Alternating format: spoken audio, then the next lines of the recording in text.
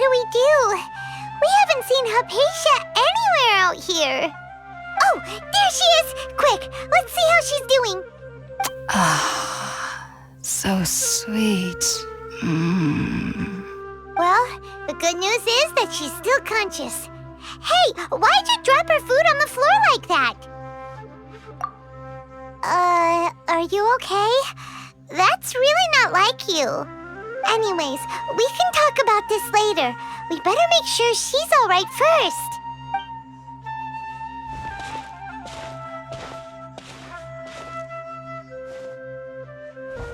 Whoa, wait a sec. Look at all this fruit lying around her. We can put that to good use.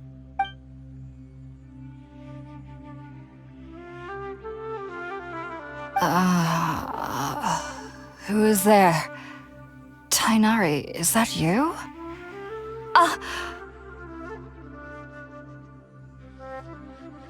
Huh? It's okay. You can relax, Hypatia. Tighnari sent us here to bring you some food and water. Here, we have a letter that he asked us to give you.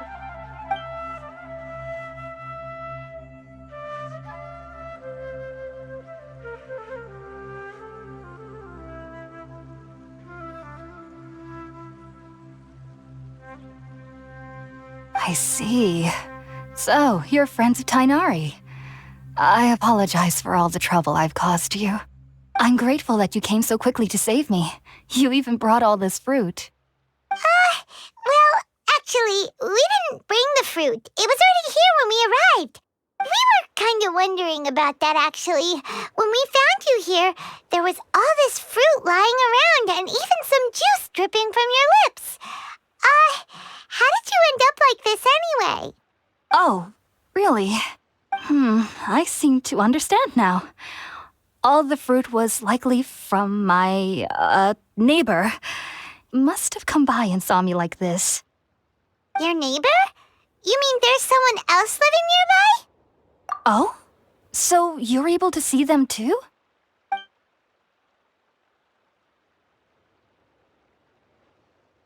Wait, hold on a second, Traveler. You say that before we arrived, you saw some mysterious creature and suddenly had a strange dream? Isn't that a little too crazy to believe? No, I actually do believe what the Traveler is saying.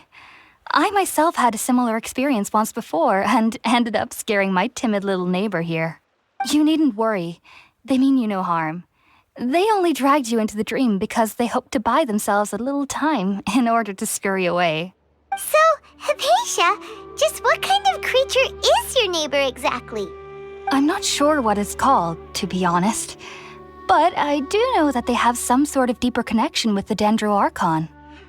I know this because the first time I saw them was also the exact day my consciousness was able to form a connection with Irminsul. Even after I opened my eyes and stopped meditating, my heart was still pounding, and my mind was racing with all the knowledge that I had touched. And at that very moment, I suddenly noticed a small figure at the opening of the cave. In my curiosity, I began to walk over to the creature. They must have already been used to me living in the cave, because they didn't seem to mind me approaching them. They just kept doing whatever they were up to. It wasn't until I crouched down next to them that they suddenly realized that I could see them. Oh, and then? And then I had a dream. By the time I came to, they were nowhere to be seen. I was convinced they'd never show up again. But sure enough, I saw them nearby a few days later. And they weren't alone. I feel like they aren't as afraid of me as the first time I approached them. But I never would have expected them to save me. Yes, no doubt about that. By the way, Tighnari mentioned in his letter that you had questions for me regarding Irminsul.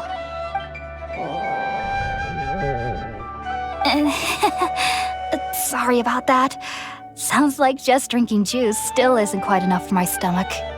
Well, if somebody hadn't dropped the food earlier... Anyway, looks like we'll need to prepare something ourselves. Besides, Paimon's getting hungry too. Let's eat first and talk about Irminsul later. All right, we're up! up, traveler. Today's menu will feature sweet madame and a radish veggie soup. You'll love them, Hypatia. They're our specialties after all. Sounds good. I've never tried any dishes from other nations before. I certainly look forward to it. It's been so long since I've had a decent meal, too. To be honest, the last time had to be when Tighnari came to visit.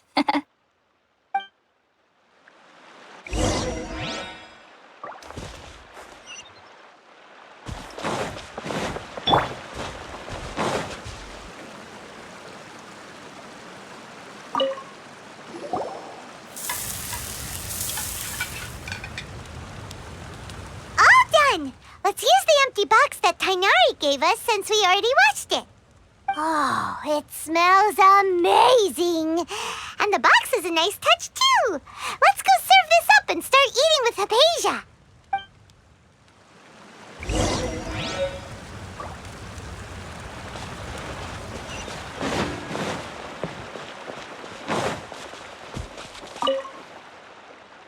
Are you already finished cooking? Smells delectable. I'm truly thankful whenever I can enjoy a proper meal like this. Cooking really isn't my forte.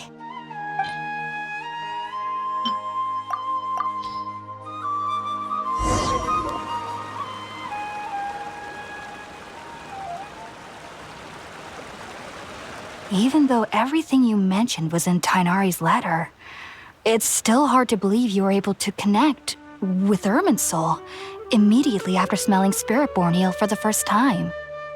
It took me nearly 3 years before I could do so.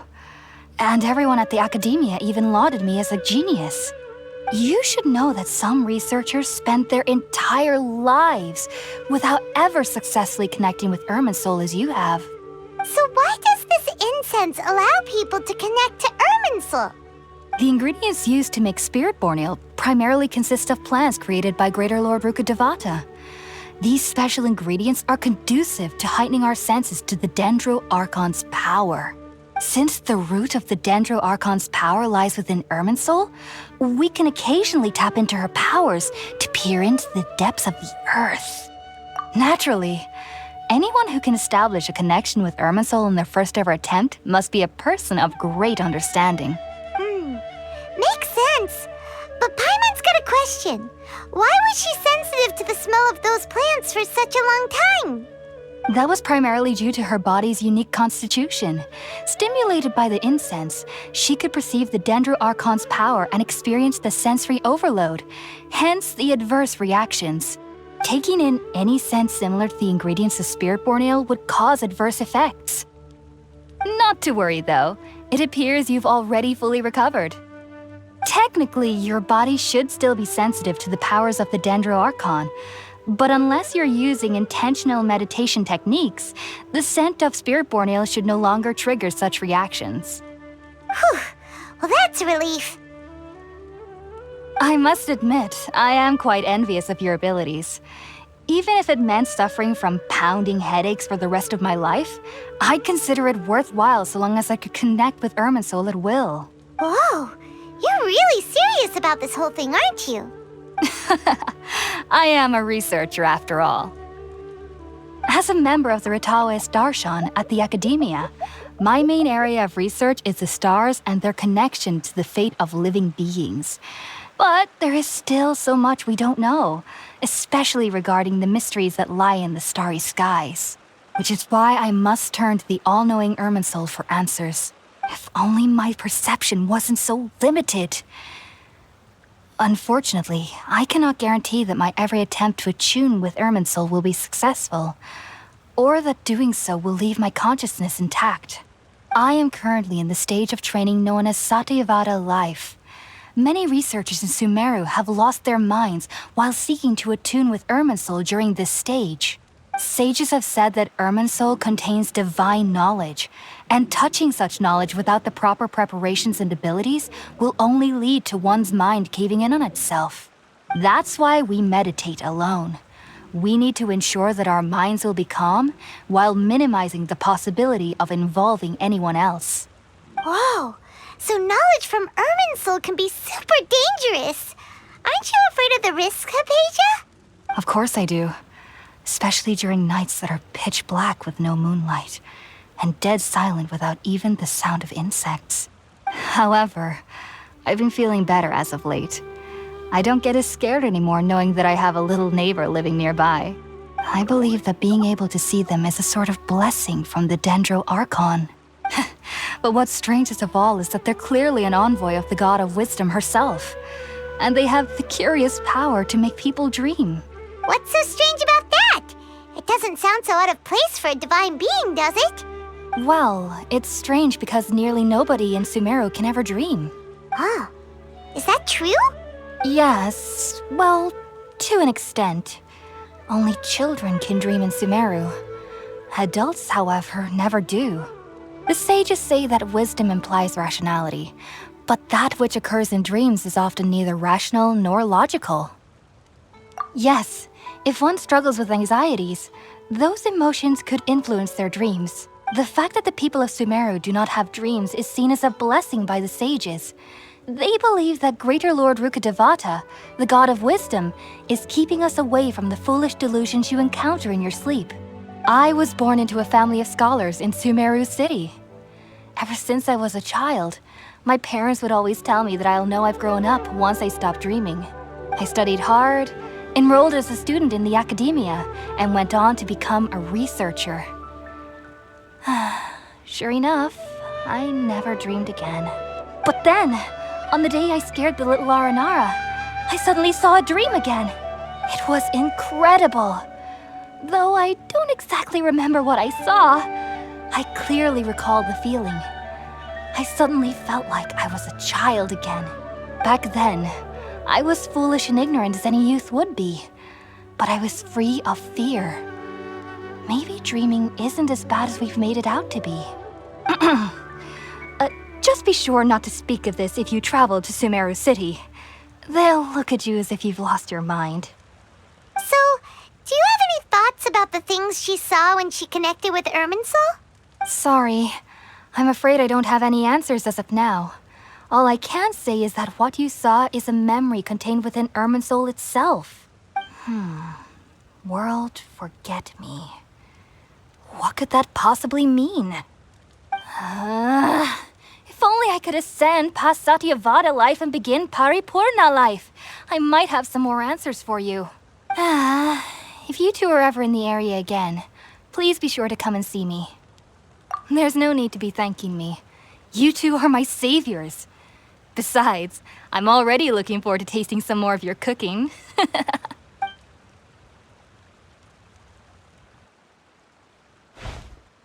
Now that we know Hypatia is alright and had the chance to ask her some questions, Paimon thinks it's about time to head back to Gandharvaville.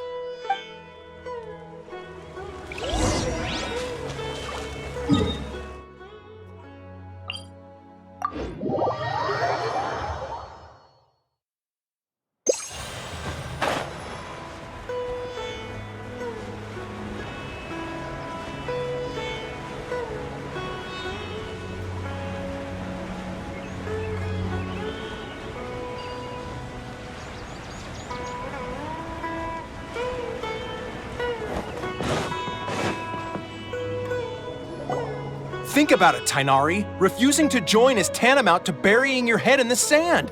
I understand that you're a forest watcher and that it's your duty to combat the effects of withering zones. But isn't it evident that such work is not a lasting solution to the problem? As Sage Kage clearly stated, your presence and guidance in Sumeru City is pivotal in finding a cure for Irminsul. How could you possibly refuse? Keep your emotions in check, Ghulam. Let's at least listen to Tighnari's reason for declining. We're here to invite him to the Academia, not to cause a scene. Sage Kage, I am truly honored that you came here in person, but I'm afraid I must still decline your invitation. I am merely a forest watcher. How could the great minds of the Haravatat have any need of someone like me? Well, it turns out that your refusal letter had some implications on your master's reputation. He is a renowned sage of the Immorta, after all. So now I've come here in his stead. I see. Huh. And I figured that given his temper, he would come here and berate me personally. Tighnari, your master is an integral part of this effort, and now he requires your assistance. And what exactly does my master need of me, Sage Collei? You'll know once you've arrived in Sumeru City, that is. And how long will I be required to stay? There's no definite answer as of now. Do you mean to tell me that despite coming all the way here to Gandharvaville, you still can't answer the questions I laid out in the letter to my master? If that's the case, then I'm afraid I cannot give you a definite answer either. Tighnari, but you... So be it. Come, Gulam, we're leaving.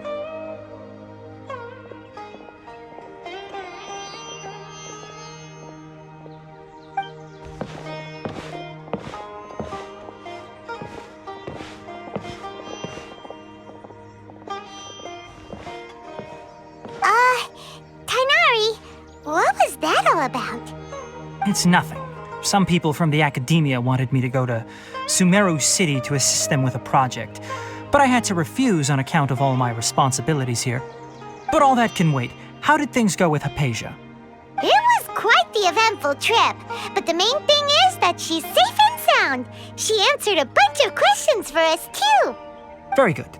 Now that the traveler has made a full recovery, there shouldn't be any reason for you to tarry here longer. I assume you will be heading to Sumeru City, correct? That's right! We want to meet Lesser Lord Kusanali and ask her for advice. Do you have any idea on how we can find her? Sorry. I'm afraid I don't have any advice for you there. Well, do you at least know anyone we can try asking in Sumeru City? Let me think. My trips to Sumeru City have been fairly short, and most of my acquaintances are researchers. How about this? I'll write you a letter of introduction that you can give to a researcher I know. He's from the Amurta Darshan and is adept at gathering information. Asking him might prove worthwhile. Also, when you enter Sumeru City, you'll probably end up receiving something like this item here. I'm not sure if it will ever come in handy for you, but maybe you can give it a try. Oh? What is it? It's called an Akasha Terminal. It's a tool produced by the Academia that utilizes the legacy of Greater Lord Rukkhadevata. Some say that this very item is the basis of Sumeru's reputation as the City of Wisdom.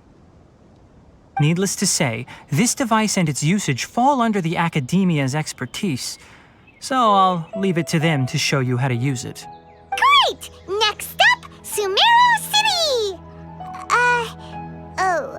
But wait, before that... That's right! Tighnari, we have something important to say to Collei before we leave. Is she doing better now? Yes, she's doing much better. After being confined to her bed all this time, I thought a little walk would do her some good. Last I saw her, she was taking the path towards the North Crossing. She knew you two would be leaving soon, so she must have wanted to see you off. Thanks, Tighnari. All right, let's go! Farewell, and good luck to you both.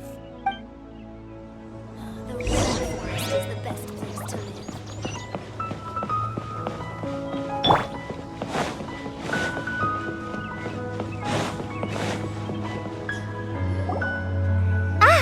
I've been waiting for you two.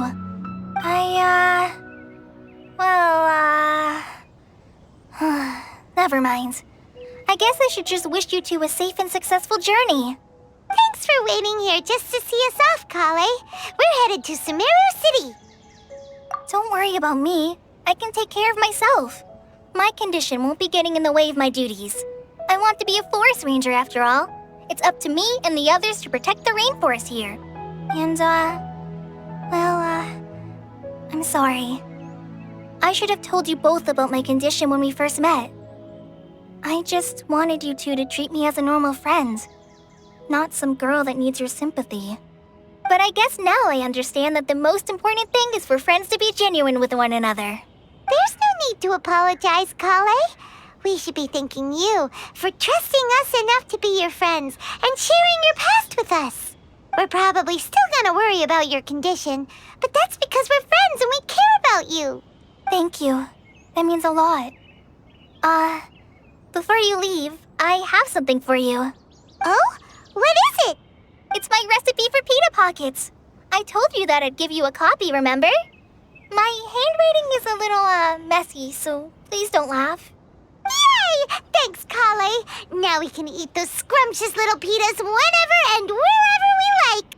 I hope that whenever you eat them, you'll both remember your time here in Gandharvaville. Well then, I, trainee Forest Ranger Collei, bid you both farewell. Please visit Gandharvaville again. The Rangers will always be ready to assist you here.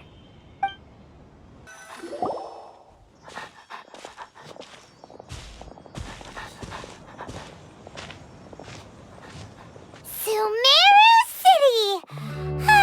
We finally made it!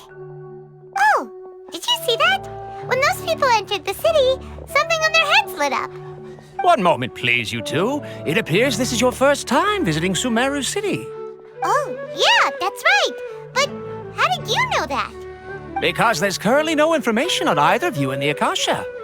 But no need to worry, that won't prevent you from entering the city. In fact, the Academia conveniently provides each traveler to Sumeru City with a device. Perhaps you two have heard of the Akasha before. It's our beloved Greater Lord Rukkhadevata's lasting legacy, a treasure trove of collected knowledge. After centuries of tireless research on the Akasha, the Academia created one of its most ingenious inventions, the Akasha Terminal. As long as you are within Sumeru's borders, you may use an Akasha terminal to connect directly to the Akasha and access any knowledge you need.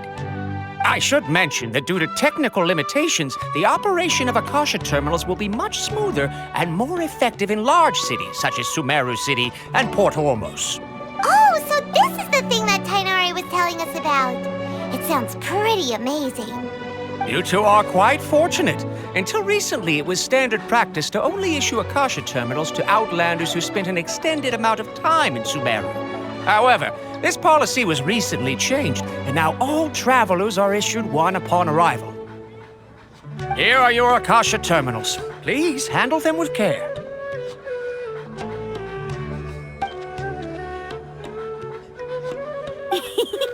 It kinda looks like a leaf. To activate it, simply hold it in your hand and say the following phrase to yourself. May the mighty God bless us with their voice of wisdom. Oh, since this little doodad lets you access knowledge, maybe we can use it to find a way to meet Lesser Lord Kusanali. Let's give it a try. Ahem. May the mighty God bless us with their voice of wisdom.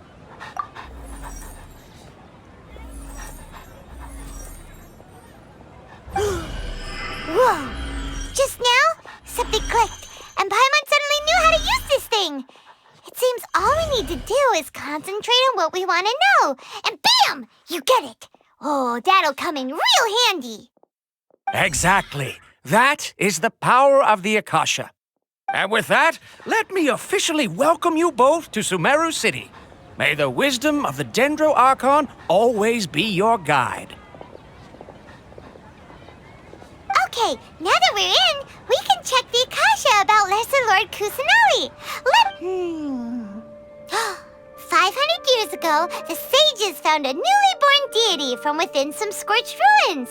The deity now resides in the sanctuary of Surasthana. Seems pretty similar to what Collei was telling us. Okay, next, let's concentrate on asking how to meet her.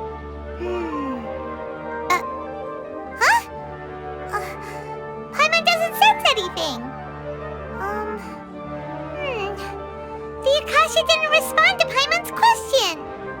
Oh, come on! Focusing on this question feels like when you have something you're trying to remember and it's on the tip of your tongue, but you just can't think of it.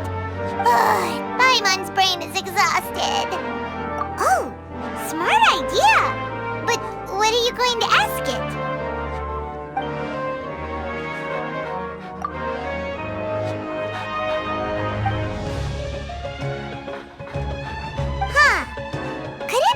Because we're Outlanders and we've only just arrived in Sumeru?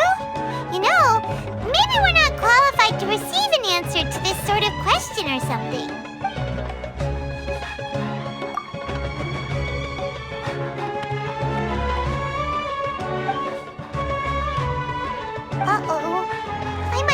all teary-eyed all of a sudden. It feels like the people of Sumeru really miss their Archon.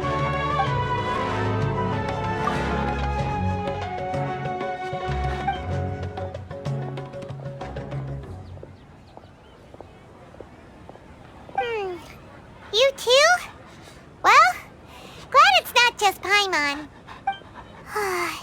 Well, seems no matter which way we try, we can't find anything that'll lead us to Lesser Lord Kusanali. Guess our only choice now is to try meeting with the researcher that Tighnari recommended. He's from Sumeru and even has a position in the Academia. Maybe he'll be able to access more info from the Akasha. Let's see. Tighnari wrote an address on the letter's envelope. Oh, it's not far from the city's gate. Yes, don't forget that. Let's head over and have a... Hello, are you Rohawi? Yes, that's me. Can I help you? Great! You see, Tighnari sent us here and... What? Tighnari? Please, there's no need to say anything, really. Sure, I admit that the article I published last month wasn't my best work, and maybe the data didn't produce the most convincing results, but... Here! This is a letter from Tighnari! Oh, let me see... Oh! Ooh, what a relief. You two nearly scared the life out of me. So you two just have some questions for me? Seems even Tighnari acknowledges my innate ability for procuring information. So, what is it you two would like to know? We want to meet with Lesser Lord Kusanali. Do you know a way we can do that? You mean you want to meet the Dendro Archon herself? This isn't exactly my area of expertise, but let me see what I can find in the Akasha.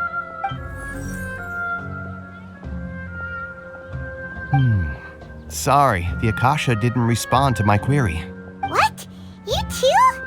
But what about your abilities for getting information and all that? Paimon was sure you'd be able to access more info than we did. Well, as I said, this isn't my area of expertise. I am but a lowly researcher, so the Akasha doesn't see a need for me to know more about the Dendro Archon. All I know is that ever since Lesser Lord Kusanali returned to Sumeru, she's never left the Sanctuary of Sorasthana or made a public appearance. Didn't expect her to be such a mysterious figure. The Dendro Archon is somewhat of a recluse. Perhaps she just doesn't want to entertain visitors, which would explain the lack of information in the Akasha. But then what can we do? No need to worry just yet. I'm only hypothesizing here. You could certainly try asking around and see if anyone else has ideas. And besides, you two should consider the bright side of things. Not being able to see Lesser Lord Kusanali may not be a bad thing. In this world, there will always be information you cannot obtain from the Akasha and things you can never accomplish. Knowing when to yield is a form of wisdom. Take me, for example. It's a miracle if my brain cells can spit out one paper every 3 years. But Tighnari? That guy can publish 3 papers in just a single year. Okay. Thanks for your advice. Don't mention it. If you two ever want information about things like who's been promoted within the Academia or relations between the 6 great sages, come find me.